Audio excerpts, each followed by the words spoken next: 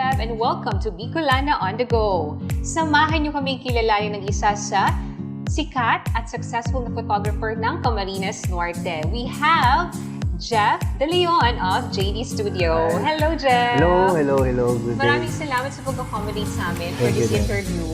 Thank you for sharing your time to us. And of course, having 24K followers. Thank you. Maraming salamat sa mga, di ba, nagsusuporta sa inyo. Thank you. Gusto namin makilala si Jeff De Leon, di ba? Ang person behind the camera of a lot of events dito sa Camarines Norte. Let's start? Ayun po, saan po tayo? Medyo, This will be an informal interview, so, di ba, medyo lang tayo ngayon. Chill lang, Chill lang. Gusto namin malaman, Jeff, kung paano ba nagsimula yung business mo sa photography? How did you start? Ayun, it's all started sa pagpili ng camera. Kasi gusto ko nung nag-vlog. So, sabi ko, January 21, 2019, that was my birthday. Pero matagal ko nang gustong bumili. So, yun lang yung time na may budget ako. Para Nakabili nun. So, camera. ayun, nagbili ako para sa vlog naman. Hindi naman sa photography. So, pagkatry ko mag-vlog. Yun, hanggang sa, may kaibigan akong, nag-invite sa akin ng isang shoot ng, hindi naman, clothing, business. Okay. Sa BGC ang shoot namin nun. So, sige, try ko itong camera ko. Kit lens, yung, Canon 800D yung nabili ko. Pag-shoot ko nun, sabi ko, pwede Binigyan ako ng konting pang-isdagan. Sabi ko, pwede pala yan Tapos, hanggang sa magkaroon ako ng kliyente na. Doon nag-start. Pero, apart from that, talagang may passion ka na on photography. Oo, nung college ako, meron kaming, kasama din sa sa course namin sa ED Communication. Meron kaming film, cinematography, advertising, broadcasting, magkakasama na doon lahat So, ang pinaka-paborito ko doon sa lahat yung visual communication, which is yung photography. Yan, hanggang nagkaroon kami ng event nung college, ako yung nag-manage nung event na yon ng visual communication, mga photography, mga shoot nila, yung mga gawa nila sa camera. So, nagkaroon kami ng parang event ng nakita namin yung mga gawa namin. So, yun, doon na nagtuloy-tuloy yung Para siyang art gallery. Yun, art gallery yung namin. Parang museum style, tapos pwede mong puntahan. Papakita yung mga outputs nyo. na. That was college, right? College, so third year college. Yun.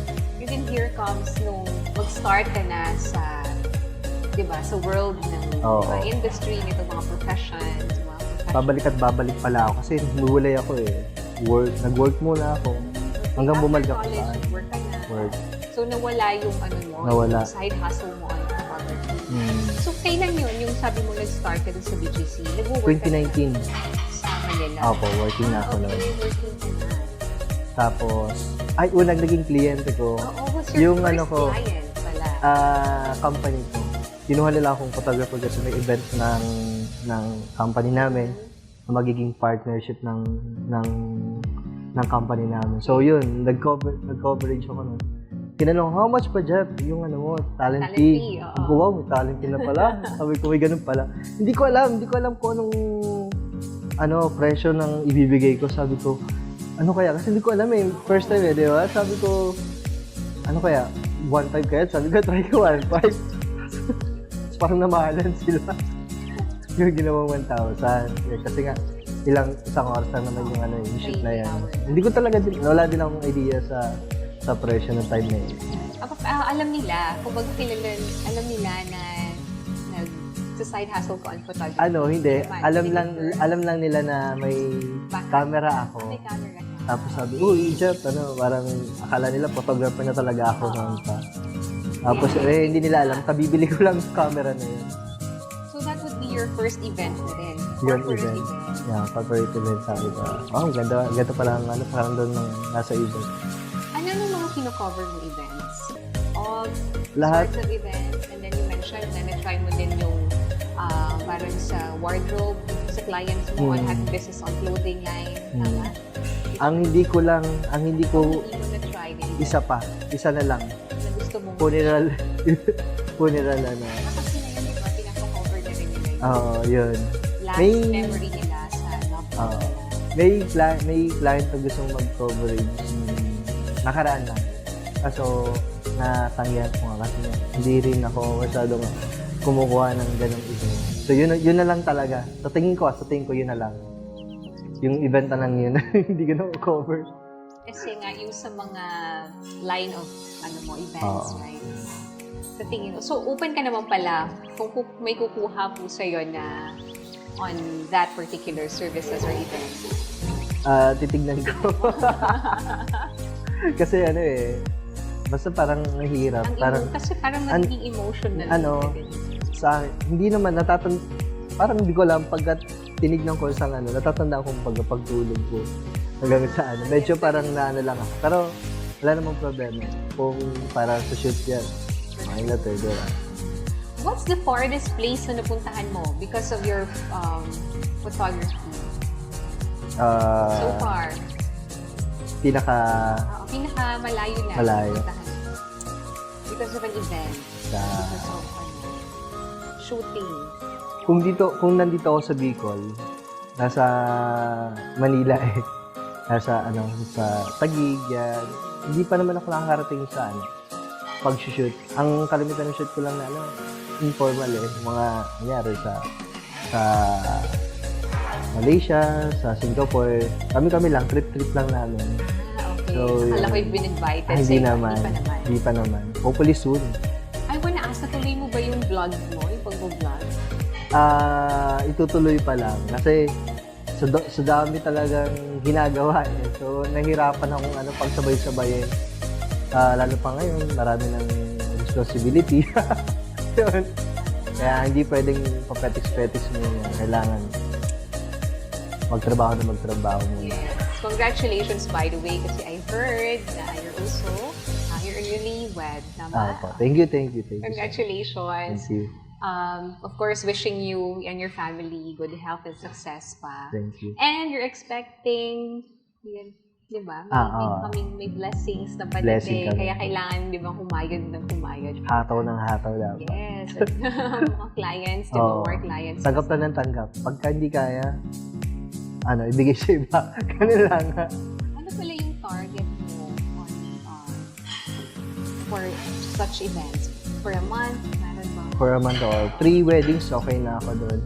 Sa, kasi, syempre, sabi nga ng isang speaker na kung maabot ko lang yung net ko, yung net na kailangan ko for this month, okay na ako doon. Ayoko nang sobra-sobra kasi nga, syempre, di ba, yung katawan natin, mahalaga yan. Yes. So, kailangan talaga. 2 weddings, 2 birthdays, okay na ako. Solved na ako dyan. Prenup, 3 prenup, okay na din ako dyan. Basta, makalima lang sa isang buwan, okay na ako dyan.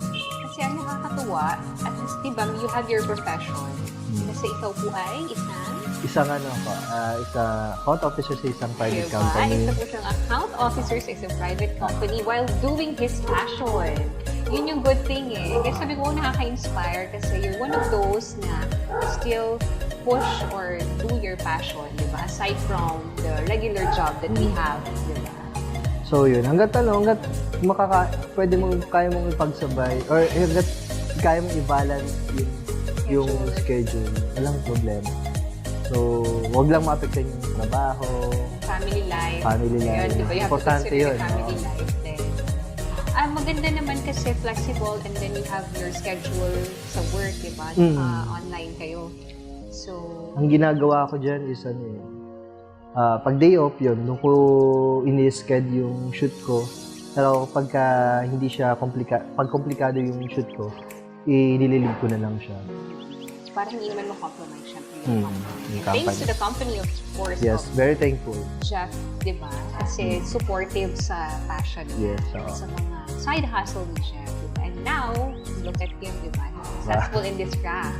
Thank Ano you. pala yung unforgettable experience mo when it comes to this business? Meron ba? Meron ka bang unforgettable experience? Meron. Hindi ko alam kung negative to or positive. Na siguro siguro may negative, may matutunan din naman. So siguro, parang ewan, kakay ko ata ito, katangahan eh, joke. Di ba yun? Bawal ata yun. Ayun. Kasi first time ko mangyari yun sa sa event ko na hindi gumagana yung memory card ko. Mag-start na 5 minutes na lang yung event. Magasalita na yung sabi niya, Jeff, mag-start na ako. Yung 5 minutes, sabi ko, okay po. Pero yung memory card, nagpabili na ako. Sabi ko, ay, bili ka na nga, may lutusan ako. Yung kapatid ko, bumalikan na to. And bilisan mo, mag-start na yung event, kailangan ko. Di kasi gumagana yung memory card. Tapos, kung kailan parating na yung memory card na pinabili ko, binuksan ko ulit, tapos meron pala dong lock, tapos unlock. Ginawa ko, in-unlock ko. Tapos pagbalik ko, ay gumana. So yun, sabi ko, nalutang ako nun. Yun ang di ko malilimutan kasi dapat laging naka-unlock yung memory card. So medyo kinabahan ako kasi mag-start na yung event eh. Paano kung malaan na sa bundok kami, tapos wala na, hindi ko na alam. Wala kang di ba, reserved? Oo. Meron kasi, naiwan ko pa nga sa medyo malayo-layo. Kaya yun, nakakadala. Siguro kasi adrenaline, di ba? Tsaka pag nasa event ka kasi, nakabahan ka na, di ba? Hindi ka na agad. Kailangan talaga focus. Saka kailangan mo gawa ng paraan talaga. Kasi kung hindi, commitment kasi yan. Yes. Parang relationship lang. Wow. Commitment sa isang kliyente. Gagawin mo siyang perfect talaga yung commitment mo dun sa kliyente. Kasi ayaw mo, syempre, bukod sa pangalan mo, gusto mo maging, rin naman. Kasama ng image building. Makitao. Parang makita ang usap ka. Dapat yung commitment mo. Nandun. So, hanggat maaari, gawan mo ng paraan. Ginawa kong paraan talaga. Medyo hindi ko lang pinalata sa kanila kung may problema ako. Ganun naman tayo di ba? Pag may... parang walang iniisip na problema. Hindi ka halatang stress. Nalaman ng host na si Ate Maya na nung last part na ko, nalak yung ko. Memory card ko. So, yun. Nagkaroon pala ng problem, hindi niya alam. Pwede ba kami maka-ask ng any tips on, image building and then on how you process and then you started on gaining clients? Ano ba yung, sa mga kasi nagsisimula, di ba? Parang this would be an inspiration for them. Kasi coming from, of course, a successful photographer here, ano ba yung magiging tips mo for them? Pinaka ko lang dito yung nag-build na ako sa kanila ng rapport or parang build ko yung sarili ko sa kanila bago ko makuha yung loob ng isang tao. Kasi sa mga kliyente napansin ko, mas gusto nila yung chill lang. So, pag dumating na sa punto na kahit yung pamilya nila, na nakita na hindi naman good Samaritan, parang maging mabuting tao ka sa kanila during prenup, during shoot, parang professional ka talaga pagdating sa kanila. Isang bagay na natutunan ko doon, yung hindi lang kliyente sila, dapat parang kaibiganin mo sila. Parang yung loob mo sa kanila, ikaw mo sa kanila. Siguro yun yung pinaka ko, natutunan ko din na isineserve ko as sa isang produkto ng JD Studio, yung pagiging namin palakaibigan sa mga kliyente namin. Have good reports. Kasi kapag na-build na namin yun, ang bilis ng ang bilis ng kwentuhan, ng shoot namin, ang ganda ng output. Kasi comfortable na sila. Super, diba? super. Walang ilangan factor kasi minsan kapag masyadong stressful yung client and then the photographers or the videographers, medyo naaalangan din yung mga... Kaya nga may mga kliyente kami na inaakit kami sa resort nila, mag-inuman. May isang kliyente ako na kahit event lang na natural, family event. Sinasama nila ako. Ako, solo lang naman ako So ako, nahiya kasi wala akong kakilala. So, baga parang feel daw na parang as family ko pa din yung mga kliyente ko o family gathering nila ito, supunta ako. Pero pinilit ako ng isang kliyente ko na pumunta sa isang event, birthday ng mother nila. So yun, baga parang every event, ikaw ang kukunin ng iba't ibang tao hindi lang, bonus na lang yung magandang output. Yes, yes. Yung magandang relasyon mo sa kliyente, yung ibibigay mo doon. Yung produkto ng, ano na yun, bonus na lang talaga yun. Kaya nakakatuwa din kapag nagkikwento yung mga kliyente ko na nag-refer sa akin. Yun na, referral kasi eh. Through referral, ikikwento ko nila sa iba eh. Diba? Yung Parang food, di ba? Kain ako ng burger, sarap nun. Gusto try mo. Parang maano sila eh, mapapatanong parang gusto namin i-try yun. Sige, try namin. Tapos try na naman ng iba. Ang sarap nga, i-try mo din yun. So yun, sunod-sunod na. Parang, ano. in an event, you have different guests, diba? Totoo. So makikita nila kung paano ka trumabaho, how you handle your client, the event itself, diba? Yung output mo. From there, ay wow, sige. Next, di ba nakakakuha na sila ng idea on who will they tap pag sila naman ang may event. Kaya from there, which is good because you gain because of your humility and then your good rapport to your clients, dumami na sila ng dumami. Yes po. Kaya nakakatuwa talaga. Meron pa, after ng event, meron silang binibigay. Mga, parang pa... Gin, ganun. Mga gin. Mga inumin. Diba? Lalasin kayo after the event. Minsan nga gusto lang makipag-inuman. So, bottom line dun, talagang parang touring ka sa kanila, pamilya talaga yun. Hindi lang photographer. Yung iba kasi, di ba, parang reklamo, pinapagod sila, ganyan. Kami na-enjoy namin eh. Na-enjoy kasi parang open na open sa amin yung mga kliyente namin kasi parang pamilya talaga sila. Minsan nga, may mga swimming, ganyan, pinasama kami. So, wala lang tayo talaga. Correct. So, May I know pala the feeling kasi naku-curious lang ako, di ba? Since ikaw sanay ka na you're always behind the camera, kumusta naman yung feeling na ikaw naman yung in front of the camera? Kasi di ba during your wedding, syempre, ikaw naman yung kailangan i-cover with your wife. Ano yung feeling mo yung mga panahon? Feeling ko, sabi ko, na-realize ko lang, nakakapagod pala talaga maging groom. Oo, ang daming pinapagawa.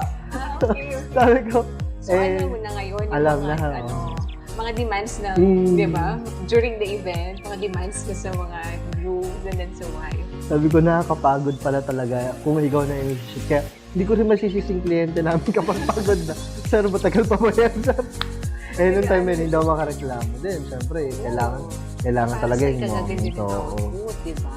So, yun, iba pala yung experience kapag ikaw na yung sinushoot na. Medyo nakakapagod talaga. Kapagod. Mas okay pa maging photographer na lang. Who is your inspiration on photography? Do you have a personality na ina-admire? Meron akong tatlong nakakausap ko sila sa Instagram. Nakakatawa kasi, nagtuturo din sa akin eh. Pag may tanong ako, gusto mo yung isa pwede ko bang banggitin? Oo, sure. Yung isa si Moki Cruz. Okay. Yung shot naman niya, doon ko nakuha yung mga saya, yung moments, during pre-nal, saka more on candid shots na masasaya yung mga shoot niya. Kaya nagustuhan ko. Pangalawa si Nico Gonzalez. Because siya may-ari nga ng Nico Studios, dati siya nasa Mayad Studios, ngayon nagsarili niya siya ng sa kanya naman nakuha ko yung story ng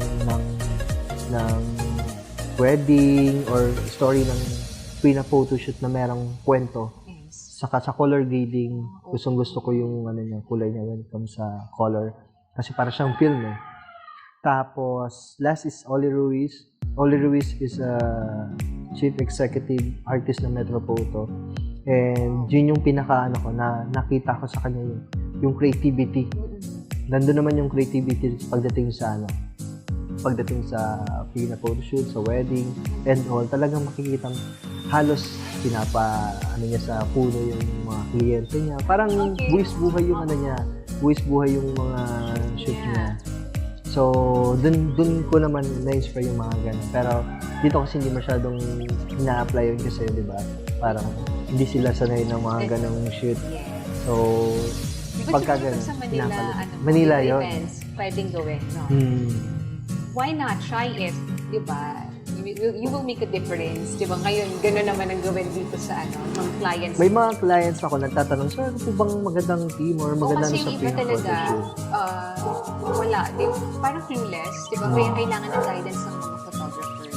Yes, but the problem is yung location dito sa Camarines Norte. Kumbaga parang hindi pa namin masyadong na kikita yung pinaka mga magagandang spot dito sa Camarines Norte para mag-photoshoot. Kalimitan kasi dito yung mga popular lang. So, minsan kasi nalalayo naman yung kliyente kung doon kami mag-shoot.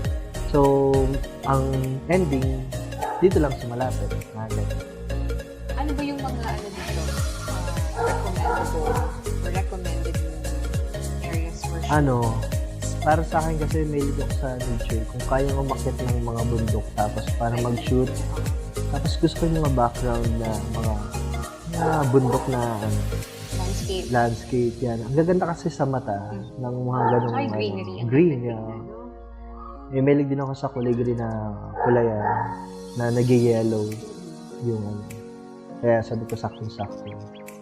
Kaso wala masyado, syempre. Kailangan mag-effort talaga pagka pupunta sa Sa amin ang problema Walang problema kung akit ng bundok or tatawid ng ilog o dagat. Yan. Depende pa rin sa kliyente. Kung gusto ng kliyente. Their game sa ganyan. Malay mo, di ba? There will be some na willing ng extreme photoshoot. Extreme photoshoot. Sino kaya yun? Sino kaya mapipili natin? Correct. Yung magkakaroon ng extreme photoshoot. And can you please invite them sa inyong page mo? How are they going to follow you? Sa mga gusto mag-book at siyempre sa kahit mga simpleng shoot lang, pwede nyong bisitahin yung Facebook page ko sa JD Studio. Kung hindi nyo mahanap, type nyo lang jdstudio.ph. Makikita nyo na yung Facebook page ko doon. At makikita nyo yung mga output and pwede kayo mag-message sa akin doon. Ako makakausap nyo doon guys kapag nag-chat kayo. Malilate nga lang kasi may shoot pa. So, yun. Directly, kasi siya po ang nag-handle ng social media account. So, you can speak to him directly. If you do have some concerns and inquiries, JD Studio at Facebook, right? Yes. Facebook, yes. Doon niyo po siya matatagpuan, si Sir Jeff De Leon. Pwede rin ba sa TikTok? Pwede din. Sa TikTok, The Photoman, May Instagram din ba? Meron po, The Photoman din. Letter D, na maliit lang, tapos Photoman. Photoman, The Photoman. We will post it and show it sa YouTube channel. Click here. Click here, yes. Para po ma-follow niyo po si Jeff De Leon or the JD Studio, diba? It's so nice talking to you. Oh, thank you din. This is such a success story, diba?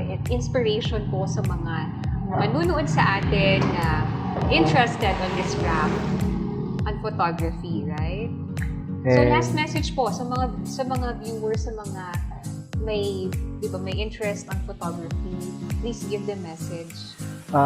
Nag-start ako, ito message ko sa lahat ng mga gusto maging photographer or sa mga nagsisimula pa lang ngayon, mahirap. Mahirap pero hanggat kung may goal ka sa buhay mo, kung gusto mo yung ginagawa mo, kung mahal yung ginagawa mo, itutuloy mo para sa pangarap mo. Hanggang maabot mo yung goal mo sa buhay mo. Hanggang makita mo sa sarili mo na basta sabi ko lang, tuloy-tuloy ka lang sa ginagawa mo at mahalin yung ginagawa mo. Huwag mo isipin yung mga negative, isipin mo yung mga improvements na kailangan mong gawin sa buhay. Yes. Of course, one thing that I learned din sa interview na to is do not lose hope. Diba? Just keep on digging and then moving forward para ma-reach mo yung goals mo. Kagaya nga ni Jeff, diba? He keeps on pushing because it's his passion din. Yes. Diba? He do it, diba? Out of love, out of love din sa craft na to. Kaya, look at him now and I'm so, diba? It's nakaka-proud because he is a Daitenyo and he's successful in his craft. So maraming salamat. Thank you so much, Febby. From your busy schedule na accommodate mo pa rin kami for this interview. Thank you so much. Thank you din. And hope we will join you, of course. Makasama ka pa namin sa susunod na activities, di ba? Thank you so much, Jeff. Thank you, Feb. Thank you. This is Feb once again, and you're watching Bicolana on the Go.